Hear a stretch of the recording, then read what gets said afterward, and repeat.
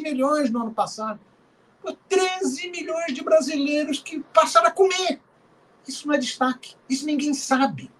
Ninguém sabe. Não é destaque na Globo News, não é destaque no Jornal Nacional, que recebe toda essa grana, não é destaque no Fantástico, não é destaque em nada. Então o governo está apanhando feio nessa área. Apanhando feio nessa área. Eu acho que isso é um debate de estratégia de governo. Aí entrando na questão que você levanta. Eu acho que nós estamos dependendo muito sempre da genialidade do Lula. O Lula é um gêniozinho político. É um gêniozinho político. Para política de alianças, para quais as prioridades, ele é um gênio político. Mas ele é muito só. A impressão que me dá, olhando de fora, é que não existe um núcleo de pensamento estratégico em torno do presidente Lula. Fica muito o presidente Lula. O presidente Lula, as sacadas de genialidade dele. Sacadas de aliança. Então, para ganhar a eleição, nós precisamos ampliar a frente. Então, é o Alckmin que vai ser, é o Chuchu que vai se juntar com o Lula nessa gastronomia para ganhar a eleição. Para ganhar em São Paulo, é preciso trazer a Marta. Tudo isso é sacada do Lula. Genialidade política. O bicho é um monstro político, é um animal político. Só que é perigoso, porque fica muito centrado nele. Ele sempre foi gênio político. Nos primeiros governos, tinha mais gente ali pensando com ele, né? Pois é. Isso é na minha opinião, eu não vejo esse núcleo político. Eu vejo despacho. Despacho, sim. Chama o ministro, o Rui para despachar, chama o Padilha para despachar, tudo é despacho. Agora, quem pensa estrategicamente? Quem alerta para os problemas? Quem alerta, por exemplo, para esse problema do crescimento sazonal, da inflação dos alimentos, o impacto que isso poderia ter? Você precisaria de um núcleo mais estratégico de pensamento. Esse núcleo precisaria, para começar, reunir as forças de esquerda que estão no entorno desse governo. Ô Miro, o que você achou do jantar de aniversário do Zé Dirceu em Brasília? Que é um recado, né? Esse é um cara de pensamento estratégico. Esse era do primeiro núcleo de governo. Esse era do primeiro. Você pega o primeiro núcleo de governo, era um time de primeira que não era para bajular, não era para despachar, era para alertar, era para ajudar a orientar. Lógico que o gêniozinho político é o Lula, mas sozinho, isso é um risco. É um risco. Né? Inclusive porque fica muito só ouvindo o comentário positivo, aí se assusta com as pesquisas. Né? Então, eu acho que esse é um problema. Me parece que falta, eu estou olhando distante, não estou nem em Brasília, olhando distante, me parece que falta um núcleo de pensamento mais estratégico. O Lula sempre teve a capacidade grande de ouvir. Né? Me parece. E eu acho que esse instrumento não está funcionando muito bem agora, porque ele é um excelente escutador, ele sabe ouvir, processar informação, mas eu acho que ele não está recebendo esse combustível e está acabando, está tendo de formular coisas meio que dentro da cabeça dele, da experiência, o que não é desprezível, mas que afasta um pouco da conjuntura, né, real do país. Miro, vamos para o bate-papo aqui, Anselmo Coyote. Miro, você é o cara, que bom te ver. O Miro, esse é o cara. Nizargan Lula Ferreira, não é inflação sazonal, Miro, vamos admitir a verdade. Não é sazonal? Não, eu acho que ela... Você sabe outra coisa que eu ouvi também de um especialista, economista? É que, assim, 13 milhões saíram da fome. Esses 13 milhões voltaram a ter renda, voltaram a consumir alguma coisa. O consumo na base da pirâmide, ele aumentou. E aí você tem uma demanda maior por alimentos, você vê, evidentemente, você vai ter uma inflação de demanda também, né? Não sei se eu estou falando besteira aqui, mas fica o dito pelo não dito. Edson Antunes, a popularidade do Lula nunca esteve tão alta, falando mal, falando bem. Falem dele, vamos defendê-lo até os dentes. A Regionalíssima está dizendo aqui, Miro, Lula tem que chamar Fávaro. Fávaro, que é o ministro da Agricultura, né? O Carlos Fávaro. Miro, você quer comentar essa questão aqui? Esse aqui do Edson Antunes é interessante, porque, de fato, né, 30 e quantos por cento? Não, o Lula está com 48% de popularidade, ele, né, pessoalmente, aprovação. Aí, desaprovação vai para 45, alguma coisa assim, se é que eu me lembro. Agora, tudo fica no Lula, né? Desaprovação, aprovação, quer dizer, ele é a figura central do país nesse momento, que está sendo comentada por todos os cantos, né? Podia ter um ranking assim, né? Aí ele estaria liderando. Aí duas observações com base no chat, Conde. Essa da inflação. Já há sinalizações de que a inflação dos alimentos cai novamente. E o governo também pode tomar várias atitudes. O governo pode ter uma postura proativa nessa questão da alimentação, né?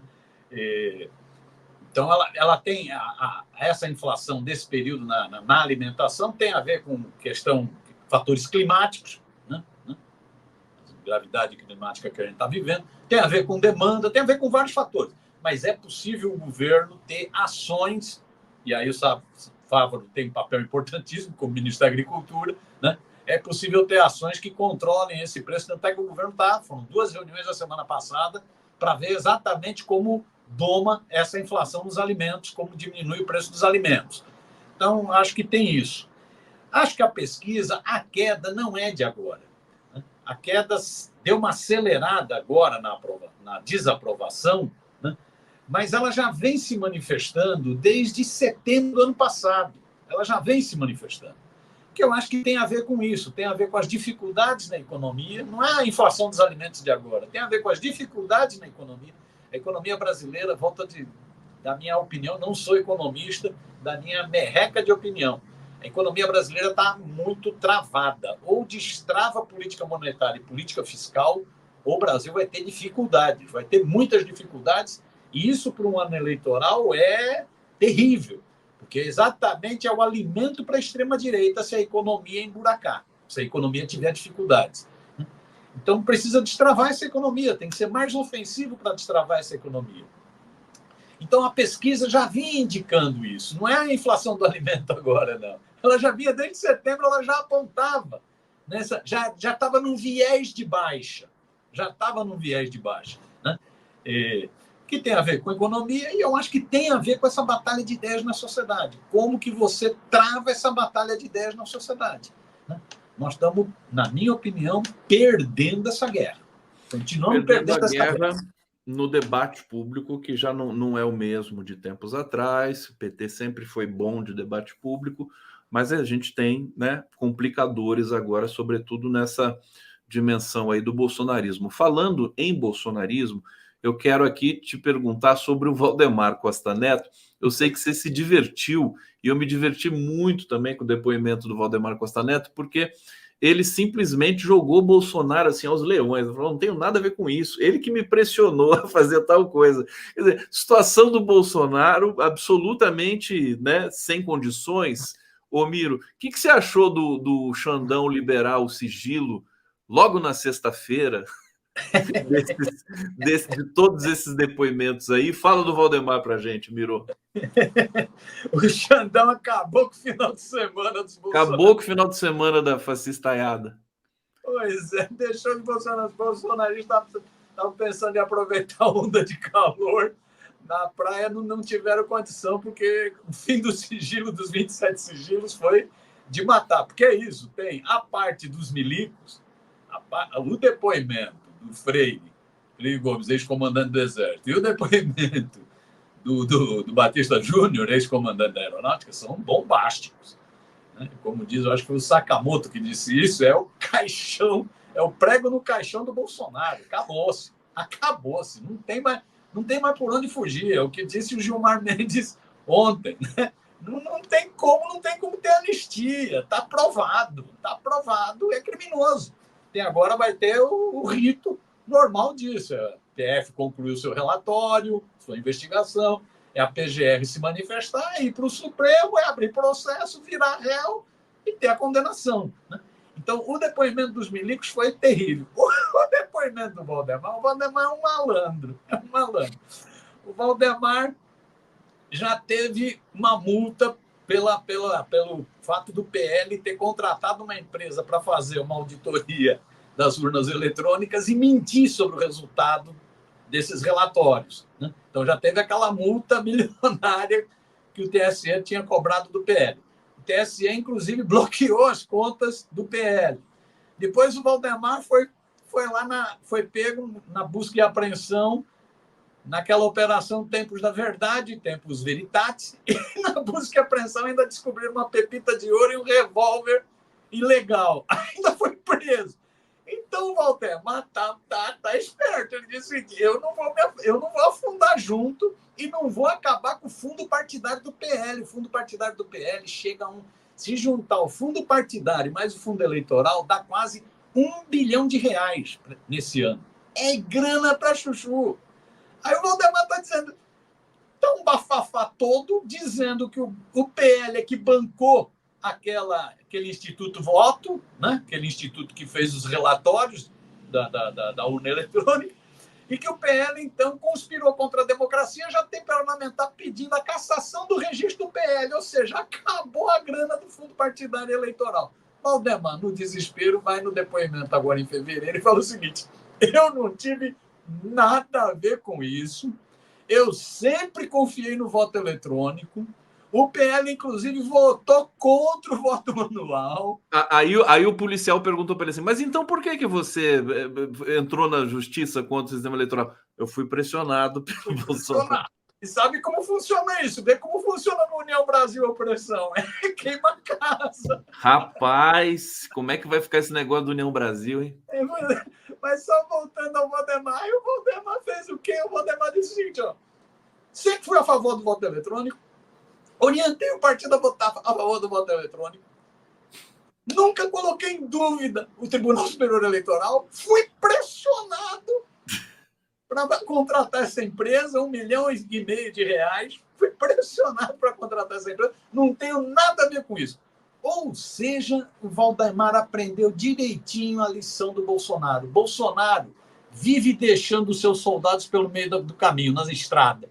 O Valdemar fez o seguinte, ó, tá na estrada. Rifou o Bolsonaro, o presidente do PL. Sabe-se lá o que vem por aí. Ô Miro, deixa eu só trazer aqui o comentário do Fernando Bai. Putin e Xi sabem como lidar com a Globo. Simples. Ah, se a Globo tivesse que lidar com o Putin, né? Ah, se a Globo tivesse que lidar com o Xi. Mas aqui, infelizmente, ela tem o Lula, que adora a Globo, né? O Lula, no fim das contas, parece que gosta muito da Rede Globo. Reginalíssima. Miro, na Batalha das Ideias, quem tem sido o maior contendor da esquerda? Olha, eu vou arriscar aqui, vou falar que é o Lula. Era o Flávio Dino, mas o Flávio Dino foi eliminado, né? Foi eliminado da política. Ô Miro, para terminar, 30 segundos aqui, 1 minuto. Quem que é o maior? Eu acho que você acertou em cheio. Eu também tenho essa mesma opinião.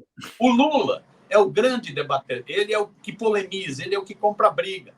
Infelizmente, o grosso do ministério é de fazedor de obra, de entrega. O Flávio Dino comprava briga. Tanto é que ele se projetou nas redes digitais em função disso. Comprava briga, ia para o pau, né? Ia para a polêmica, ia para a disputa de ideias na sociedade. Se não fosse o Lula, nós estávamos mais ferrados ainda. O Lula compra. Você pega mesmo essa declaração, eu peguei a primeira Covardão. parte. Né? Esse depoimento no Ministério, ele vai para a briga com o Bolsonaro. Chama o Bolsonaro de covardão. Tanto é que é o que está bombando no Twitter. Né? Vai para cima. Né? Então, o Lula sabe, o Lula tem sensibilidade para comprar essas polêmicas.